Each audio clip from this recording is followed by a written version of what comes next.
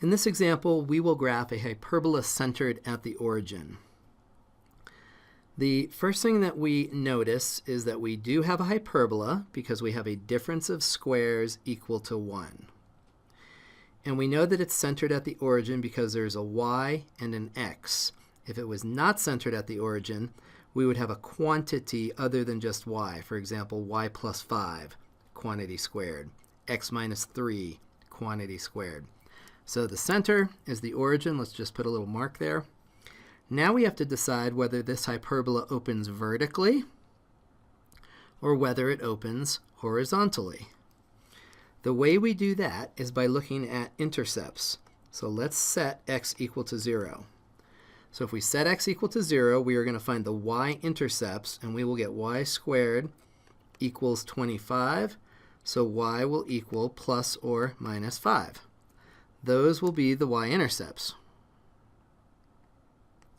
Now notice what happens when we let y be 0. If we let y be 0, then we're going to get x squared equals negative 4. This has no solution. So now we know that there are y-intercepts, no x-intercepts, so this means that our hyperbola is going to open vertically. The next step is to build the fundamental rectangle. The fundamental rectangle is found by looking at a rectangle that will go through these two vertices. And so from the center, if you look under the y's, the square root of 25 is 5, so we're going up and down 5. If we look under the x's, we have a 4, so we're going to go left and right 2. The square root of 4 is 2. Now I'm not going to put points because these points aren't on the graph. But what they do is help us build this so-called fundamental rectangle. So the fundamental rectangle is almost like an ellipse. If we were graphing an ellipse, if this was a plus instead of a minus, we would connect these 4 points as our ellipse. So instead of an ellipse, we have a minus, so we know it's a hyperbola, and we build this invisible rectangle called the fundamental rectangle. And with the fundamental rectangle, we will draw the diagonals that go through the corners, and those diagonals will be asymptotes for our hyperbola. So those are the hyperbola's asymptotes. We can now graph the hyperbola. The hyperbola must go through this vertex and approach those asymptotes. So the hyperbola is going to look something like that. Now the next step, and kind of the final primary step, is to figure out the foci. The foci are found by solving for c, little c.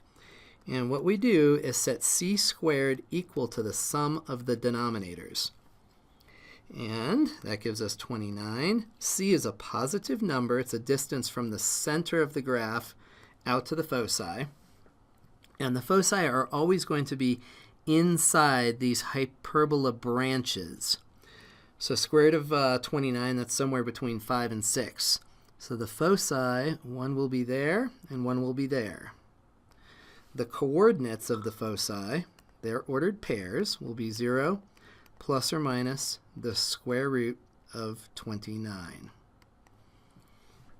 Okay, now there is one more thing to find. We typically want to find the equations of the asymptotes. So let's go ahead and do that. So this hyperbola is centered at the origin, so it's pretty easy to find the equations of these two diagonal lines. We can use the slope. We can use rise over run. And so the equations of these asymptotes, let's see, I want to keep that equations denominators there. The equations of the asymptotes